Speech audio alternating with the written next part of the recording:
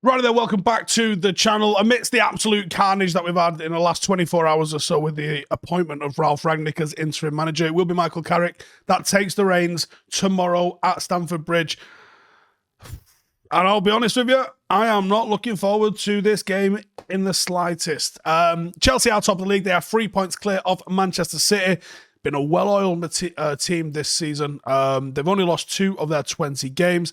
Both losses coming against Juventus and Manchester City. They're coming off a 4-0 thrashing of Juventus midweek, and they're absolutely flying.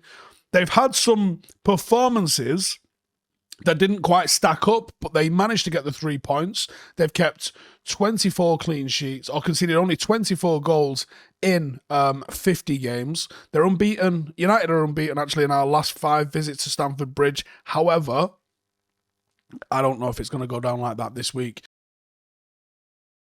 You should know by now, but if you don't, Tuchel deploys a 3-4-3 or even a 3-4-1-2 formation, 2 wing-backs, midfield pivot, and a combination of 3 attackers, or possibly a number 10 up front, with one of them operating as what you would consider the main striker, a real number 9. One of the reasons why Tuchel's system works so well is the fact that he plays with 3 or 5 defenders, depending on what the situational requirement is or what the phase of players, rather than that orthodox back 4. A 3 more than often kind of provides a stable base, as it gives an extra body in defence and the 3 players that cover the width of the pitch rather than just 2 centre-halves. So when a team's trying to stretch a back 3, it really struggles to do that because they've filled in that extra gap. Last week we talked about having a number 6 sliding in. It's quite a common feature that we saw McTominay doing on Tuesday night. United haven't really had that with Fred. He doesn't really do that. But typically a lot of teams will have a number 6 slide in between the centre-halves or to the side of the centre-halves to make a back 3, to pad out that back line, to give you that extra sort of platform where the back line is. And you don't need to do that. You're just already set like that when it comes to having a back 3.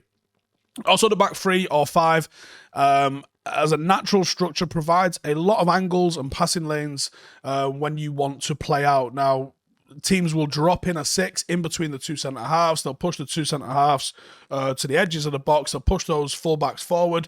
Gives you a couple of options to be able to knock it around. You're looking for the 2-8s there in the centre of the pitch. You don't really need to do that necessarily with a back 3, because you can have one of them drive and step into midfield. One of them can go a little bit further up and provide an option or a bounce pass just off the bottom line. And it gives you a lot of tactical flexibility. It also gives you a real stable base for if you ever need to recycle possession, do that horseshoe around the back. You're doing it with a back 3 who are usually quite comfortable when they're playing out like that. And Chelsea are really adept at breaking those lines or hitting a big switch of play through that back 3, either to one of the opposite wing-backs or the wing-backs might come narrow and invert and give them a little bit of an option to get out or an outlet. And sometimes the ball can be switched to play to one of the other wing-backs who's hugging the touchline really well. As a result, the wing-backs have become Chelsea's most dangerous players, in particular Reece James, because Chelsea suck you in narrow and central. They do want to work those wing areas, and the midfield pivot demand respect and demand that you have to deal with them. Even if you know the ball's going to go wide, their holding of their position is really effective, really confident to be able to do that as well. And when they switch it out there, you have to send someone out there to deal with them, because especially someone like Reece James is a hell of a footballer, and you have to respect him when he comes up. In the defensive phase, the 3-4-3 provides a lot of solidity, especially when it's a deep block, as that space really becomes a 5-4-1. The central areas and the half spaces each have a player in them covering all of the most important vital zones, denying any sort of penetrative passes, and they're very disciplined and extremely hard to break down. In that 4-0 demolition that they had of Juve on Tuesday night, it seems that it's come at a bit of a cost, as Chilwell and Kante look like they're both leaving with knee injuries, which might rule them out for the visit of United. But they've got Marcos Alonso coming out over Chilwell, and even though you might have Kovacic out, you still got someone like Loftus-Cheek that can come in and get the nod in midfield. And you might even bring in Ross Barkley or Sal Niguez as well. Like they're absolutely stacked. They've got 2 11s plus more. Lukaku was back on the bench against Juve on Tuesday, but I reckon he'll be desperate to start against United and probably will score. Havertz missed out in midweek. He's got a bit of a hamstring injury. He looks like he might be a doubt for Sunday too. Hudson-Odoi started 7 straight games for Chelsea, probably having the best run of form that he's had at the club. And then they've got Christensen and Chabala and Azpilicueta are all battling it out for that one spot in right centre half. They are absolutely stacked.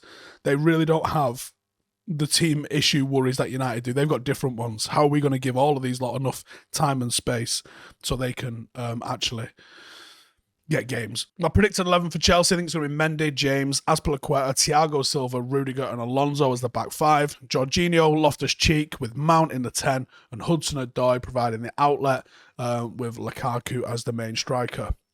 Star man, it's Reece James. He's their top scorer this season with 5 goals from right back.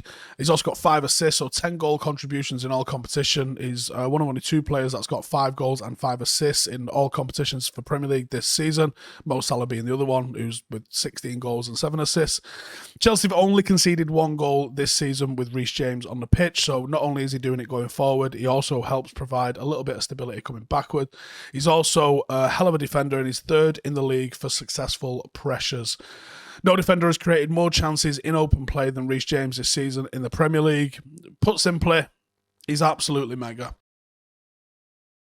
Let me just stop you there real quick because this is a sponsored preview. And before we go any further, it is brought to you by the guys, our partners at Surfshark. Surfshark is a VPN, which is a virtual private network, and it keeps your online identity safe by encrypting all information sent between your device and the internet. It keeps your personal data protected from all the big companies or cyber criminals. If you're using public Wi-Fi, it's very recommended to use a VPN if you can get one. Also, you can also swap your real location, i.e. you're sitting in Spain on holiday and you wanted to watch Match of the Day at home, something like that, for your actual location where you're usually residing. So sometimes, like the apps that you've got, they display the wrong settings when you go onto them, and this is a way that you can change it. You can virtually travel to any country around the globe, or if you're away on holiday or for work, you can actually watch all the stuff legally that you would watch at home. And with Surfshark, you can encrypt your online data. It helps secure all that personal information, especially if you're using a public free Wi-Fi somewhere. You definitely need to be doing this.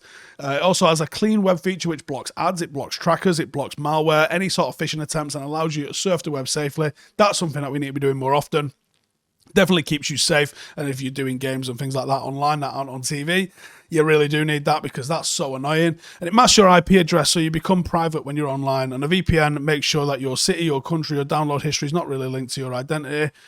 I don't know, you got someone looking at your search history that maybe shouldn't be, but it doesn't monitor, track or store what you do online, so that means there's no connection or activity logs anywhere in case you're doing something a little bit hot. Now, for example, if you go on holiday, you go away on business, like last time we went away to Singapore and Australia. If we wanted to watch Match of the Day when we was away, then the only legal way for us to do that would be to use a VPN because it would have been geo-blocked in Australia or in Singapore. And you can do that like this, dead easy. You know, and we all, maybe we need to watch a game that's on at 3 o'clock sometimes. VPN is the way for you to do that. And Surfshark is also the only VPN that allows you to use one account on unlimited devices, whether that's your phone, your laptop, or anything like that. And I have got a special Black Friday offer alert for you. Use the code Howson and you get 83% off, plus 4 extra months for free. Look, they're essentially giving this away. It's definitely recommended to do it. You're currently offering an extra month free as part of Black Friday. And Surfshark gives you a 30-day money-back guarantee, so literally no risk for you to try it out. So check the link in the description. Go check it out. Use the code Howson and save yourself some cash on Black Friday. Nice one. Right, and Chelsea are top 3 in every single possession metric this season. They are 57.4% possession. They are 85.6% completion. Touches in the final third. Touches in the opposition penalty area. Dribble success. They are smashing it. They've only conceded 24 goals in 50 games, as I said, since Tuchel's arrival, with 5 of those goals coming against West Brom at Stamford Bridge in that absolute freak game.